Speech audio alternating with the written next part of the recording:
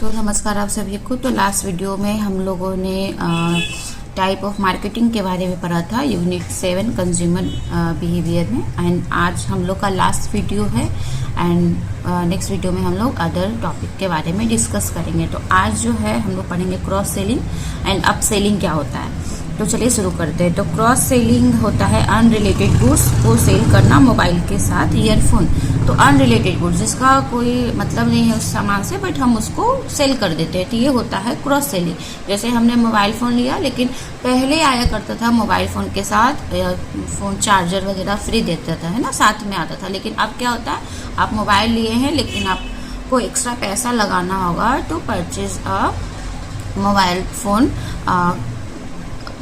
Charger या फिर earphone. तो इसके लिए हम क्या कर रहे हैं कि मोबाइल फ़ोन तो लिया है कोई इंसान एंड कस्टमर जो शॉपकीपर है उसको साथ में बोल रहा है कि आप चार्जर भी ले लीजिए, ईयरफोन भी ले लीजिए। तो ये होता है क्रॉस सेलिंग की अनरिलेटेड गुड्स को सामने हम सेल कर देते हैं, ठीक है, ये होता है। अप सेलिंग क्या होता है, तो एक इसके साथ अप सेलिंग मतलब हो रहा है एक लेवल अप हो रहा है। लो कॉस्ट फ़ोन से हाई कॉस्ट फ़ोन सेल करना को।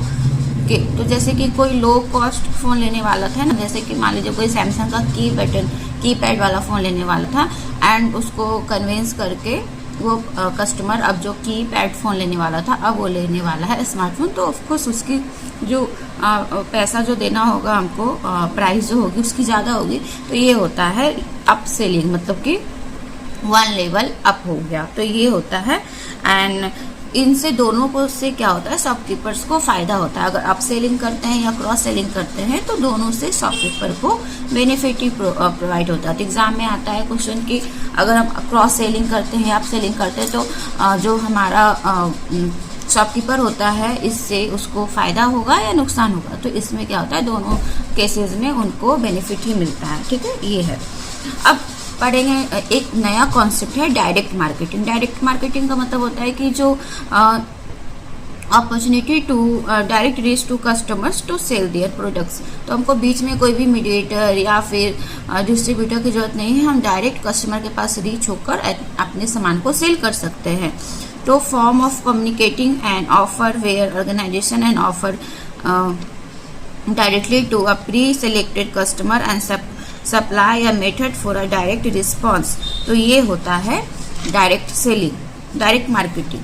तो अब इसके कुछ टूल्स है, जैसे कि आप कैसे हम कम्युनिकेट कर सकते हैं कस्टमर से। तो टेलीविज़न के थ्रू, रेडियो के थ्रू, डायरेक्ट मॉल होता है, ई मार्केटिंग होता है, web marketing, website, landing page, mobile marketing, billboards, tools.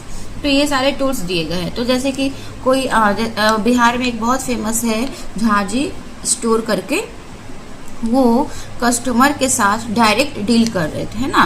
तो डायरेक्ट डील करना मतलब कि उनकी वेबसाइट थी एंड वो कस्टमर जो था डायरेक्ट वेबसाइट के पास, वेबसाइट पे विजिट करके उस अचार को वो खरीद सकते थे। तो झाजी जो स्टोर है ओनली फेमस फॉर द अचार्स के लिए है। पहले वो मैंगो का अचार, कटहल का अचार बेचते थे। तो उसके लिए डायरेक्ट वो कस्टमर उनके पास पहुंचते थे उनके वेबसाइट के थ्रू। तो ये होता था। बट अब क्या है, धीरे धीरे इन्फ्लुएंसर हो गया, वो उनको बताते हैं कि ये झाजी स्टोर ये अचार है, बहुत टेस्टी रिव्यू देते हैं, फिर भी कस्टमर डायरेक्ट जाता है वेबसाइट पे, अभी भी वहाँ से परचेस करता है। तो ये होता है डायरेक्ट मार्केटिंग के बीच में कोई भी नहीं है ना, ये होता है। तो अब एक चीज़ हम पढ़ने वाले हैं इस यूनिट में, लास्ट टॉपिक ब्रांड एक्सटेंशन। तो ब्रांड एक्सटेंशन क्या होता है, तो हम लोग सभी जानते हैं कि ब्रांड जो होता है कितना इम्पॉर्टेंट होता है किसी भी ऑर्गेनाइजेशन का। हम एक ब्रांड से डिफाइन कर सकते हैं कि वो ऑर्गेनाइजेशन का प्रोडक्ट कैसा होगा, है ना। तो और भी बहुत सारे ब्रांड्स के बारे में, क्लॉथिंग में है, फूड में है, बहुत सारे ब्रांड्स हैं। तो उनसे एक क्या होता है, ट्रस्ट बना होता है। तो हम देखते हैं सबसे पहले कि व्हाट इज ब्रांड, है ना। तो brand name, term, sign, symbols, design और a combination of them intended to identify the goods or services of one seller or group of sellers and to differentiate them from those of competition। तो ये उनके जो भी science होते हैं, symbols होते हैं, डिज़ाइन होते हैं, सबका कॉम्बिनेशन होता है एंड उससे आइडेंटिफिकेशन होता है गुड्स और सर्विसेज का, जो अदर कॉम्पिटिटर से उसको अलग बनाता है, राइट। तो ये होता है ब्रांड। जैसे इससे क्या होता है कि जो ट्रस्ट होता है ऑर्गेनाइजेशन के ऊपर कस्टमर का बिल्ड होता है ना। इंट्रोडक्शन ऑफ न्यू प्रोडक्ट, अगर हम न्यू प्रोडक्ट को इंट्रोड्यूस करें तो लोग कैसे जानेंगे किस ब्रांड का है, किस कंपनी का है, तो इसके लिए हमें ब्रांड का जरूरत होता है। तो new product, new brand, use of existing brand for the new product, combination of the new brand with the existing brand. तो ये होता है ब्रांड एक्सटेंशन। मतलब कि अगर हम न्यू सामान को लॉन्च करें, न्यू प्रोडक्ट को, तो हम क्या करेंगे, न्यू ब्रांड के साथ उसको अटैच करेंगे। सेकेंड ऑप्शन हो सकता है uses of existing brand for new product, मतलब कि पुराने ब्रांड के साथ ही हम न्यू प्रोडक्ट को क्या कर रहे हैं, एग्जिस्ट कर रहे हैं। ठीक है, तो ये होता है ब्रांड एक्सटेंशन। दूसरा क्या है combination of new brand with the existing brand. तो नए ब्रांड को हम पुराने ब्रांड के साथ भी कंबाइन करके ब्रांड एक्सटेंशन कर सकते हैं। तो ये होता है एक्सटेंशन ब्रांड। अब इसके कुछ प्रोसेस होते हैं, उसके पहले जानते हैं कि पेरेंट ब्रांड क्या होता है। जैसे कि एक ब्रांड है एंड उसने बहुत सारे प्रोडक्ट लाइन को शुरू किया है, जैसे कि आप देख सकते हैं मैगी है ना। तो मैगी में क्या है कि पहले तो मैगी नूडल्स आता था, अब मैगी मसाला आ रहा है, मैगी पास्ता मसाला आ रहा है, मैगी के और भी अलग अलग तरीके के प्रोडक्ट आ रहे हैं, जैसे सॉस वगैरह हो गया। तो ये सारे होते हैं ब्रांड एक्सटेंशन के अंदर, ये सारा कुछ आता है। ठीक है, तो अब इसके कुछ प्रोसेस होते हैं ब्रांड एक्सटेंशन प्रोसेस। तो देखते हैं क्या है। सबसे पहले प्रोडक्ट आएगा, उसका एक ब्रांड हम सिलेक्ट करेंगे, ब्रांड इक्विटी होता है, ब्रांड पोजिशनिंग, ब्रांड डेवलपमेंट, उसके बाद brand extension, name selection, sponsorship, advertisement, success failure of extension.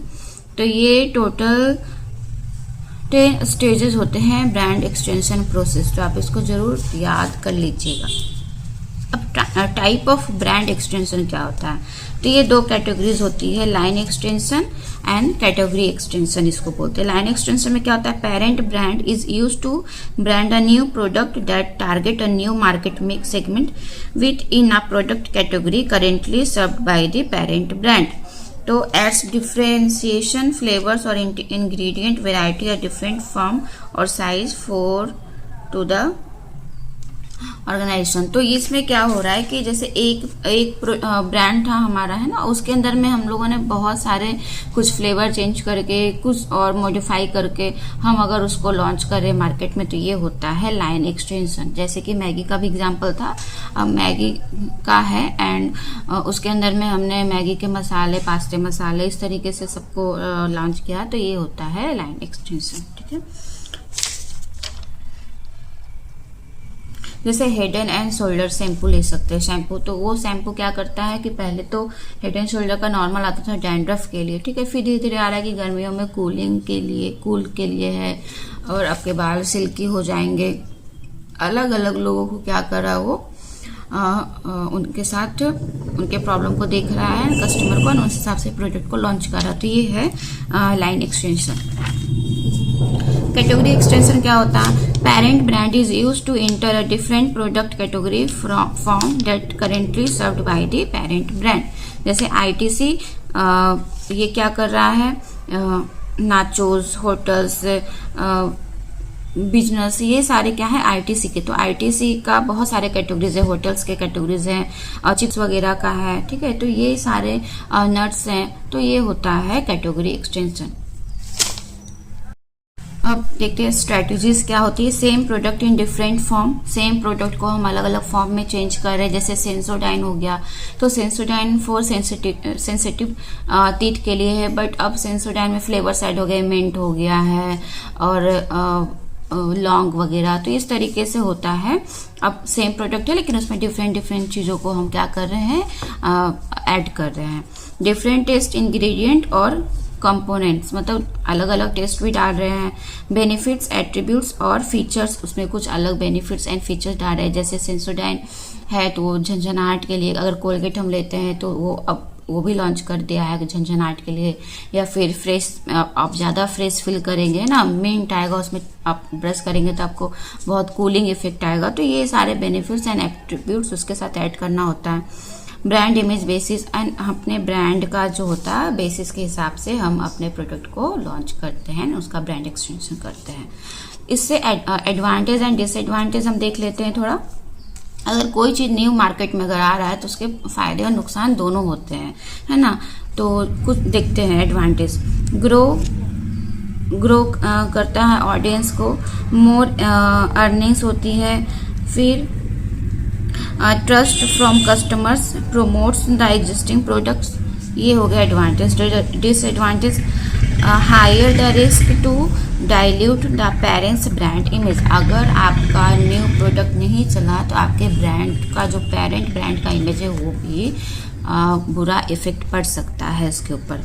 Poor choice for brand, failure of brand. Poor choice भी हो सकता है कि अगर हमने कुछ न्यू लॉन्च करने के चक्कर में अगर कुछ ऐसा नेगेटिव हो गया तो उसके लिए हमारा क्या हो सकता है, नुकसान हो सकता है। फेल्योर ऑफ ब्रांड हो सकता है।